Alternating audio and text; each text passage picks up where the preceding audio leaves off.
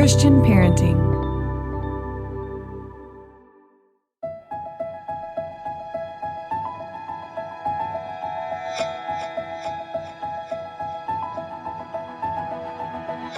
Welcome to the Living Wholehearted Podcast. We are Jeff and Tara Mattson, a husband and wife team who is shrinking the integrity gap in our own lives and helping others do the same.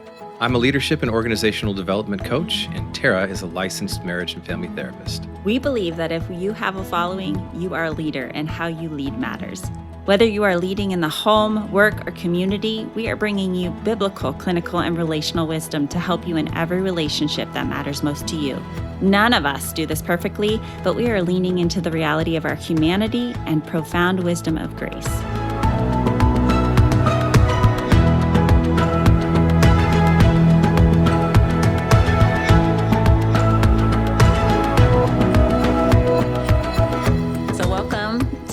Episode. It's good to be back on the podcast. We took a little break in July and got a few episodes, and Jeff and I just wanted to revisit and have a conversation about the Core Values Index, which basically is us talking about our wirings. It shows up in every relationship we have, whether it's our one with God, with our spouse, with our kids, with our colleagues, and how we lead. So we want to bring that back to the forefront. We did how many episodes did we do in the early part of our podcast? I thought there was 4. 4. And we walked through each of the core values. We talked about all the different facets. And today we just kind of want to tease out. So if you want to revisit that, it's in episode 2 through 5. And we're now in we're further down the road. We have over 100 plus episodes now. So welcome.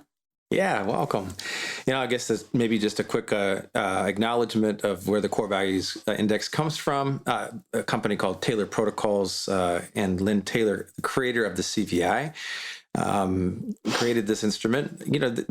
Like us, I'm sure that many of you listening today or tuning in to this process have taken lots of assessments. I know that a lot of people have what they call assessment fatigue. Yeah, everybody's tired of it. We acknowledge that. I mean, other than being kind of nerds for relationships, which allows us to take a lot of these and think about a lot of the time, even we would feel assessment fatigue at times. Nobody wants to be boxed in and told this is who you are. And I mean, the reality is that we have a high view of who people are and the complexity of human beings. We found this assessment after having utilized lots of others over the years, the DISC, Myers-Briggs, Personalysis, so on and so forth, just a lot of assessments in different disciplines between counseling and coaching and organizational development. We found this 12 years ago, and another from a colleague in the mental health profession introducing us to the Core Values Index. We hadn't heard anything about it. And what caused us to raise our eyebrow was sort of the marketing hype of the reliability of the index.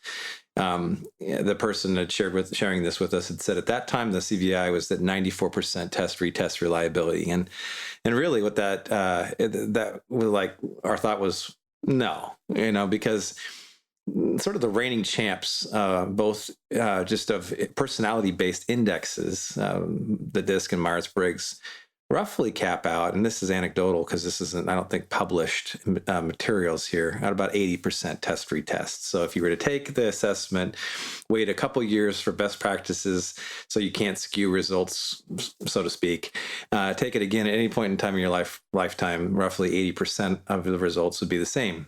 That's why people have used those for so long in so many different capacities. So we thought, could that be true? And the long story short of it is that after going through kind of a couple years of vetting that instrument, we ultimately dropped all of the other instruments to use this because it has been the most effective in seeing people, first ourselves in the vetting process, but really the accuracy of who people have been, who they are, and who they will most likely be. Not from a limiting perspective, but from an honoring perspective, an honoring of the complexity. This tool seems to do that better. So that's why we're talking about it today. That's why we use it in our disciplines and why we have, in some respects, let go of the other instruments that weren't as effective as the CVI. Yeah, so we love how sticky it is too, that there's because of the fatigue and because we have been exposed to close to 20 different assessments in our various careers and our personal journey. We definitely can see how people take what they take home, how it's practically, you can apply it right away and you can see some results even instantly. But there are certain wirings like mine who tend to be more skeptical up front and we push back before we buy into something. I think all the wirings can do that, but particularly innovators and bankers can be slower to swallow anything really. We kind of push with lots of questions and curiosity. So we want to talk a little bit about the CVI, but we use it all the way down to courageous girls. We try to help moms and daughters and dads and with their sons really help understand our children's wirings. If you listen to us in other contexts with Christian parenting or teachings, we talk about how God really entrusts us to help our children understand who he designed them to be. And part of that is our wiring. It's not all of it. There's a lot of nuances and complexities to us, our humanity. And then we use it all the way through, like Jeff mentioned, in our counseling offices. It cuts through trauma. It helps people understand, that's why I feel things, see things, process things in the way that I do beyond my story. Mm-hmm. And we can sort through what is God's design versus what is maybe my story and the pain and the trauma. Environmental circumstances. That can become our identity in many ways. So we use it there in marriage counseling, in all kinds of that process. And then over on the executive coaching and the organizational development, where we go into organizations, helping to build healthier teams, better communication and conflict resolution, getting the right people in the right seats. All of that, it starts to breathe health and safety and trust within any system, whether it's a home system or a work system. So, practically, we've seen changes in our marriage over the years. That was part of why we bought into this.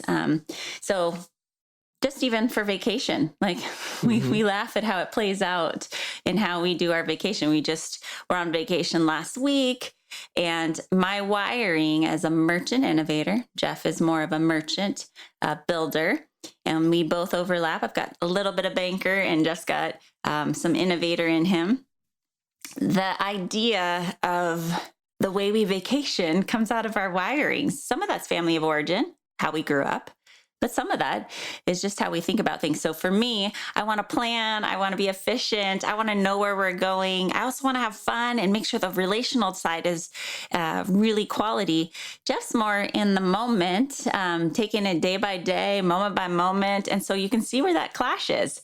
If we don't understand where that's coming from, it can create a lot of conflict and it can ruin a vacation rather than being able to appreciate that we both have a different approach to how we spend our days. And we have to take turns. Who's going to get the priority and how we're going to do it? Yeah, you would. Even just in the last week, we had some friends and we were together in Central Oregon. And it was just like, you asked the question, okay, guys, so what's the plan? You had already thought of the plan, and then you injected a couple ideas as options that you had thought of already and hoping that people would latch onto them. Now you're doing that because you love to see us experience the best times that we can have, and you were thinking of our guests and what they wanted to do, but that was rolling. In my mind, I hadn't thought about anything until you actually brought it to the table, right? And I feel like we would have wasted an hour just deciding. So I come to the table with options, but at the end of the day, I really do want the group or someone else to decide. So It's hard for me to decide out of all the options, but I love putting together the options and saying, these are the three best things, and here's why. And I looked at the weather, and I looked at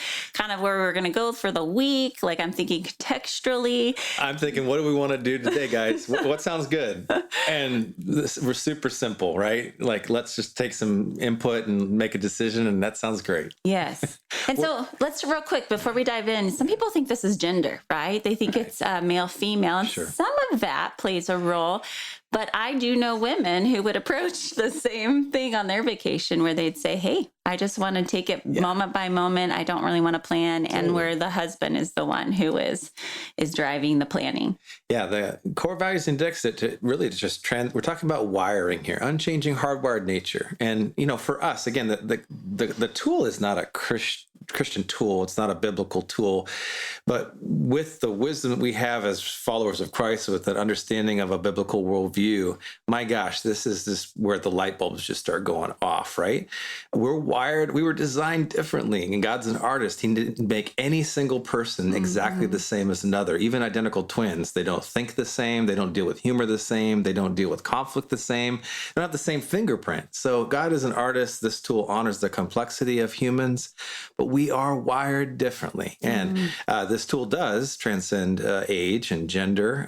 It transcends culture. So yeah, plenty of people, females who are wired builder. We have one of our closest friends is wired builder first, and so loves action and results, to the point communication. And she's a great, wife and mom, right? And then plenty of guys who are wired merchant first. So just wired super relational and use lots of words in a roundabout way, right? That's not to the point at all. So it's interesting. There's, a million plus people have taken the CVI in 30 plus countries. And from what we know, still, there has yet to be a duplicate result. Some of you are doing the math already on that. I can't do the math there. I have no clue how that makes sense. Our higher detail people are already crunching numbers on that. I've been told that there statistically is a day where there will be a duplicate report. I believe that to be true mathematically. I just don't know how we get there. Yeah, and honestly, we don't care. I think it's fascinating, but I'm not going to spend my energy there based on being a lower banker. So because we're trying not to do repeat, we want you to go back and listen to those other episodes. But for those of you who are like, okay, I have no clue the language you're talking, the beauty is we can give you a quick, brief summary, knowing that this is not oversimplifying our humanity. But there are 4 core values, and we have a mix of those core values. But the reality is we can only be in one of those core values at a time. Yeah. So that's where you can get kind of the Jekyll and Hyde, the different parts of you where you're like, sometimes I'm this way, sometimes I'm that way. And depending on the level, the number of that particular core value, it helps you understand the energy and the effort that it takes to be in that core value for you. We all have a mix, and some people are more square, meaning they've got a little bit of all of them. And some of us, like me, are a little bit more lopsided, where we're really strong in 2 and lower in the other 2, or we're strong in 3 and we're lower in 1. So that's where the variation comes in and all the nuances. So even if we share a core value, there's some complexity there because we have different numbers and intensities. We also have different stories and different genders and different cultures. So that's also playing a role in that as well. But at the end of the day, it's a beautiful language to help us understand ourselves, how we best connect, and what brings life and energy, and what the core values says your greatest contribution in the community that you're in, whether that's your marriage, your family, or your work environment. There's a lot of places we can take this.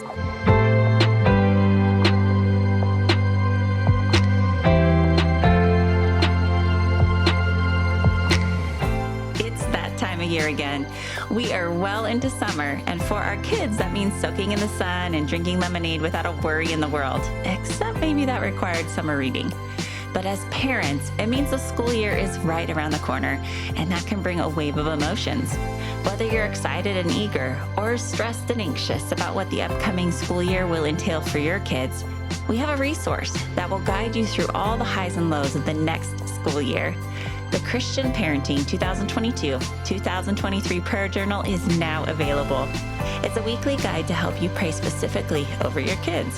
This journal draws from the songs, poems, and expressions of faith found in the 150 chapters of Psalms. The messages found in those chapters are the perfect guide for a prayerful heart. Visit cpguide.org to request your 2022-2023 Prayer Journal, Key Psalms to Pray Over Your Kids. Again, that's cpgives.org.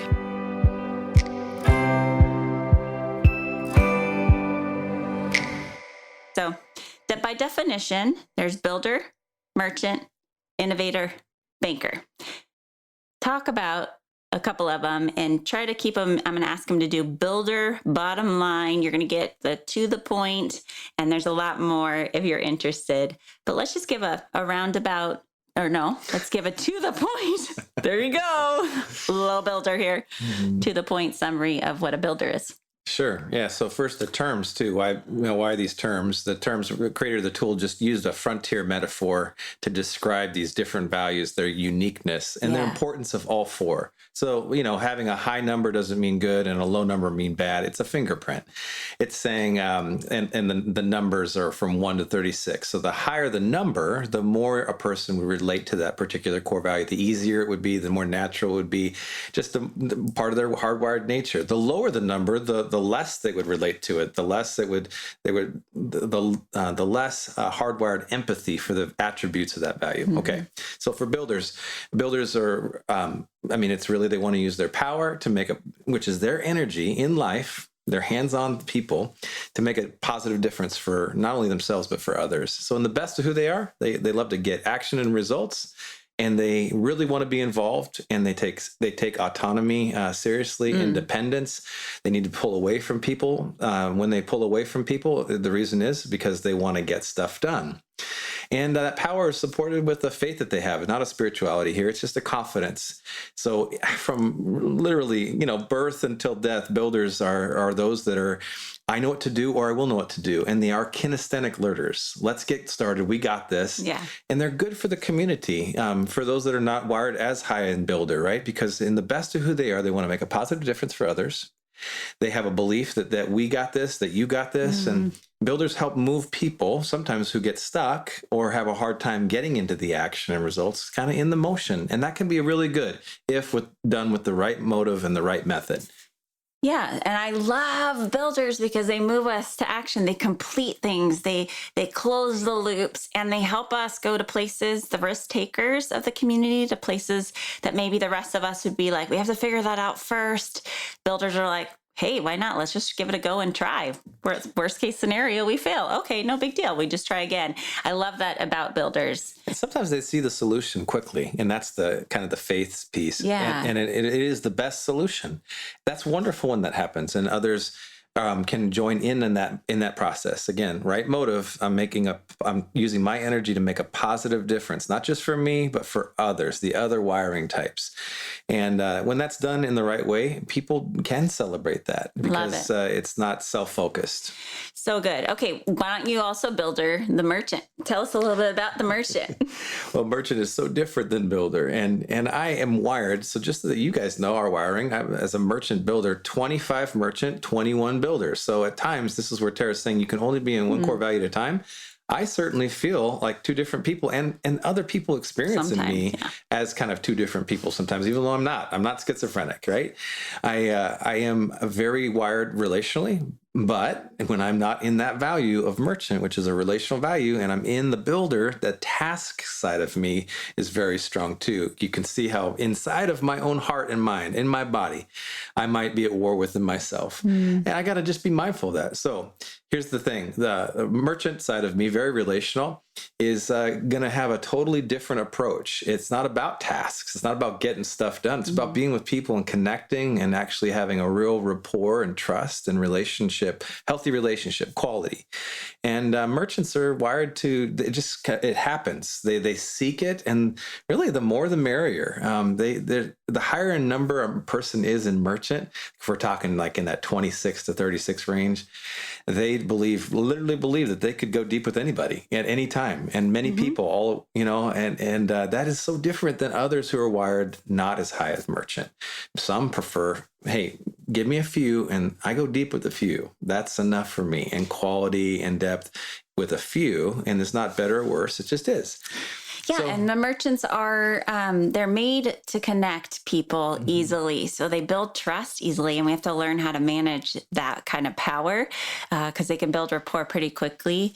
They feel everything. They collect people, and that's the other piece. They feel it, everyone. Everything. Everything is felt experientially through merchants. And so that's kind of their gauge, really, as to how to make sense of their life. From birth until the day they die, high merchants are using their experiences with relationships along their journey to understand themselves and others. So their value is love, which is the nurturing of the core values in themselves and in others. They see the potential in others, and that's why merchants make great friends. they see and want to use their words to draw that out in others. They believe in you, and they have a lot of vision for people, and that merchant's love is supported by truth. And the truth of the merchant is subjective. It is their experiences that lead to convictions, which are very strong about how people should be treated and what's right and appropriate. You know, you're dealing with a high merchant when you challenge them with something that's so controversial, or maybe threatening to how people should be treated. They got strong opinions about that because they have felt their way through it and thought through it and talked and verbally processed. They are the verbal processors of the community. They are the verbal processors. So you can tell bankers use a lot of words as well when given the chance, but a merchant will just give you the words whether you ask or not. And they freestyle it. They freestyle it. Bankers do not freestyle. Yeah, that's so true. So we'll get to our bankers. But so the builder and the merchant, the builders are really, that's where the half and half of you is. Sometimes you're to the point and you just say what you need to say, and there's not a lot of explanation. Comes in handy sometimes. And sometimes I'm left hanging. And then the merchant is the roundabout communication style where you have to verbally process to get to your point. And sometimes I don't know which you're in. And so we have to use those words where I say, and you're like, I just need to verbally process. Because a builder, when they speak, they're already moving to action. A merchant, when they're speaking, they're just talking. And so those meetings where people are just processing and verbally talking and laughing and cracking up jokes, those are the merchants. Doesn't mean we're going to act on anything. So that's if you have both of that. Jeff visions. He talks about it, and then he goes and does it. That's the cool combo of Shifting out of merchant and into builder. But then if I'm in builder to start with, when you catch me or our kids catch me in a conversation and I'm in task mode. There's no joking. Yeah, I'm intense. I mean, I'm intensely, and interruptions can feel intimidating, even though maybe my heart isn't too intimidated. It's like, okay, what do you need? And I'm already thinking about how much getting back to what I was just doing, right? Yeah, it feels like interference in getting something done. Yeah. Okay, so we have, and then there's the innovator, which fits the word innovator. They're the ones who are coming up with new ideas. They are the idea machines. Their core value of wisdom is to walk in the room, to see where the problems are, to see solutions. And they are the ones who often are the sages of the community. So if you feel like you often get asked, people tell you their problems, or you're able to fix something, you stay diligent in working on a project until you fix it, and it comes easier to you. You can see this with children too. They pull things apart and then they want to put it all together and figure it out. Those are the innovators in the community that just love the why. They love the context, and they want to give the solutions, the best solutions. The right solution is a value for an innovator.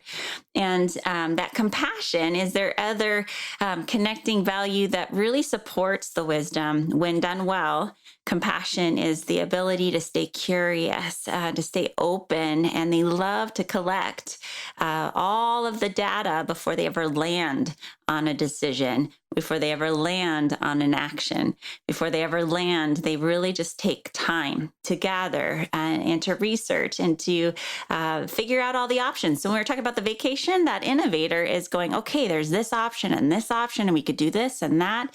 Innovators love that in their compassion. They hang there. Looking for the best option. Always. Right? Yeah. And as somebody builds that confidence in their wisdom, the wisdom of an innovator can decide that's the right direction we need to go after we've assessed to all of the problems and the context. So for innovators, the value of context is really high. We really want to understand what's going on and the why behind. And there's sometimes you can do that quickly, right? I mean, wisdom, you see the way things are, know what to do about it. That can happen quickly, where the assessment goes quick. You find the best solution, boom. But if it doesn't, that's when innovators love to lean into their compassion rather than just launching into some sort of action or trying stuff. They would say, if I don't see it quickly, let's figure it out.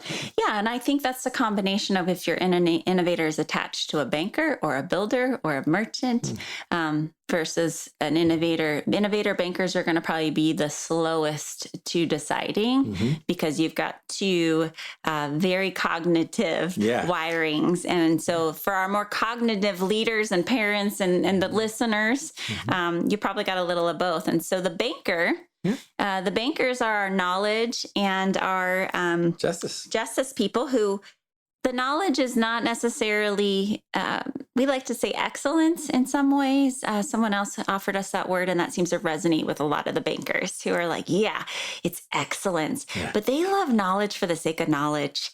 I mean, the bankers are just reading and remembering things more than anybody else in the community of the core values. Things just stick in their brain. They've got this Rolodex of data that just holds. Innovators like data, but they like it for the sake of application. Bankers just love data. Yeah, the how and why of everything. Everything. And they absorb it. And so it's fun to play Trivial Pursuit. Well, maybe it's not fun to play Trivial Pursuit with bankers, but they're just full of information all over the place. You can recall it so quickly. Absolutely. Right? Yeah. And not injustice, but the justice part of them really is looking for equity in the community. And they are the one who's making sure there's fairness and that resources are available to everyone in the community.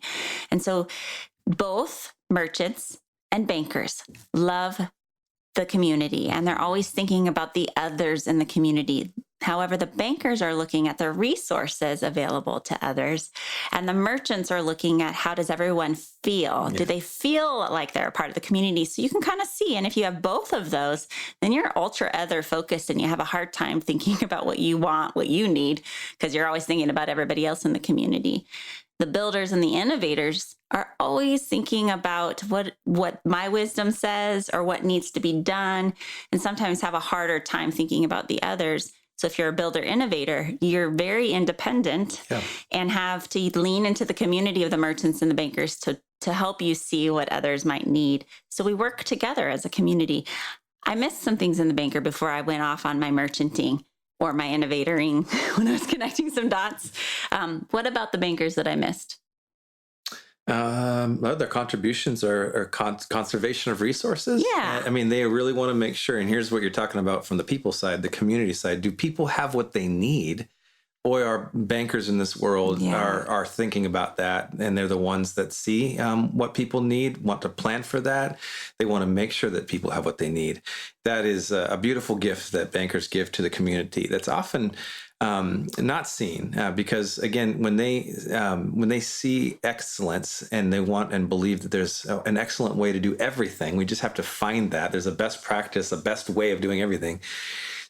Many times that's a result of them. They'll bring to mind what needs to be improved to reach excellence, which is a critical eye. Mm-hmm. That critical eye can be misperceived as negativity, but we are the ones that misperceive them, misunderstand them when they're bringing that critical eye, not to just be negative. They're not. They're bringing it to actually to improve things for us and for them, for the group. They're very others focused as well. It's a beautiful contribution that we have to remember.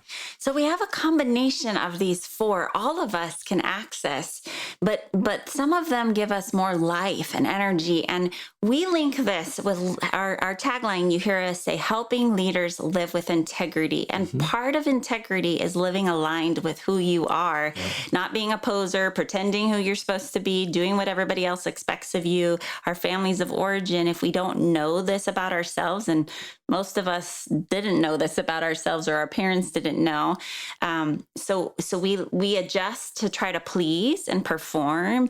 And so trying to shrink that gap between what we preach and how we actually live, learning who you are and aligning your energy in that direction can really help us live with integrity and to be honest so I did that today. You don't even know this, Jeff, but I did that today in our Courageous Girls leadership team. Mm-hmm. I know I'm a lower banker and I've got some banker tasks on hand in terms of some larger projects we're working on with Courageous Girls. Okay. So I can honestly, with integrity, say, I am not the right gal for this job. But anyone in this community who is a banker who would breathe life to go through this 50-page document and to scour it and to do that with ease and then tell me just the bottom line, the gold nuggets, so that I can move towards wisdom and make some decisions and then communicate that in my merchant to the greater population. Then I had someone on the team say, "Oh, I'm so excited about that." And I'm thinking, let me gladly hand that off to you. But it's this honesty piece of knowing our limits. So you always talk about that. Maybe let's wrap this part up and we'll pick up in next week's episode. But you talk about learning to love your limits. And I think the CVI wholehearted leaders do that well. Yeah. And the CVI really helps us there. Yeah, the first rule of philosophy: know thyself. Right? Okay, so that and if we can know who we are, and this tool again being in our experience is the most accurate predictor of who we've been, who we are right now, who we likely will be from our values, our core values, unchanging, hardwired nature, the why we see the world and experiences the way we do through our lens, and how other people see it differently, and not one's better than the other, even though we like to say that sometimes our way is best. Know thyself. It allows you then to use your energy and recoup the energy that you're giving away unconsciously and consciously to trying to be something that we're not, and trying to be all things to all people, and learning the value of linking arms, if we could link arms here in a healthy, interdependent way with each other. Now, as in our biblical worldview, and that's what we do at Living Wholehearted, integrating biblical, clinical, and relational wisdom, this is amazing. It's just body of Christ stuff that has been essentially mined in a secular tool, if you will, that just rings truer than anything else we've seen. It's amazing, right? So the whole goal of the instrument of the tool is to honor the core values in yourself and in others. So as believers in Christ, our call is to be the body of Christ. There is one head. We don't get that wrong. That's Jesus himself. But man, all of us play different roles and different parts of a body, right? And God designed it that way so that we would need him and need each other to experience him and each other and the things that he's taught us in ways that are healthy and good. Yeah. And so when we link arms together in a non-threatening way, you're a higher innovator than I am. My our two daughters are a higher innovator than I am. I don't see that as a threat. I see that as an opportunity to turn towards them and to be closer to them. So I would say to you or to them, hey, what are you seeing that I'm missing, that I'm not seeing? And I'm not saying that in a deficit way, like there's a problem with me. Yeah. I'm seeing it as you're really good at this, and I'm drawn to this, which brings us closer together and also leads to practical outcomes in my builder that are going to be better results, because I asked you, a person of options, to see options that I would not see, and you gave me your best options. Then I transferred and used that in my builder, my strength to get it done. And I'm happier with the outcomes. You're happier with the outcomes. You were involved. That's what we want to do here. It's a linking of arms. And that's how God designed us. This tool allows us as a frame to do that better than others that I've found and tried. Yeah, some of them just take longer to understand and adapt, and they're more complex, and they're beautiful and helpful. And they actually can be a wonderful complement assessment with a CVI, but CVI can stand alone because there is a lot of beautiful complexity if we want to unravel it. And we do that with a lot of our clients who want to go deeper and understand more. But for the basis, we can go in a grocery store and love and appreciate and pursue somebody without knowing much about them because of the core values. It's a really fun tool to be able to bring life to everyone around us. I will say, I'm going to end with this and prep for our next week. I'm laughing because some of the beginning of our marriage, we were playing this out without knowing what to call it, right? And so Jeff would start a project, and we had visioned, we had talked about it, and we go, what if? Now remember, merchants just vision and dream big, and we talk. But I didn't know we were actually going to do it. So we would have these talks, and I remember thinking, we talked about a gazebo and down below in our yard and what that would look like. And then literally, Jeff in that week is building a gazebo. And I didn't realize that he was moving forward yet. But that's the kind of tension that can build, because I was thinking we were just talking about it. As a high merchant, and your scores are what? I'm a 28 merchant and a 25 innovator. And your builder, mine's 21 and yours is I'm a 7 builder. So that's where I'm going to go do what we just dreamed of, which is awesome in merchant together, because we're both high merchants first. We can dream all day. But on the builder side of things, I'm good at doing that. But she's as a 7 builder, it's like, we were just talking. I mean, we're not taking that action, and that's not a plus to me and a minus to you. It's just a reality. It was just a reality. Yeah. And then I would come in with my innovator, like my anxiety's high. So we're going to talk about this next week if you want to know more. But my anxiety's high and the innovator going, we didn't think about all the options. We didn't come up with the right plan. Well, I don't even know how much this is going to cost us. I mean, all these contextual things. So instead of saying that, which I can do a little more now, I would just come up and go, what are you doing? Which worked out really good. I loved it when she would approach me that way. Right? And so that I'm just thinking I'm asking a question and it comes across very condescending and like, what do you mean what I'm doing? I'm doing what we talked about. So will set up the conflict that can come out of not understanding kind of the heartbeat behind what we're doing and why we're doing it and how we're communicating. So I hope you'll join us next week. And if you're intrigued, you can check out the Core Values Index on our website at livingwholehearted.com. You can take it there. We have all different ways that we can help coach you on a deeper level, from coming into your organizational teams to working with you one-on-one with our executive coaching, or to unravel more on a deeper level with counseling. We do family intensives. We have all kinds of fun ways that we use this tool, but you can check it out if you're interested. And at the least, sign up for our newsletter, where we are integrating and helping you be the first ones to know of all the things we're up to. So that's livingwholehearted.com. All right, until next time, we're striving to be the leader that we would follow.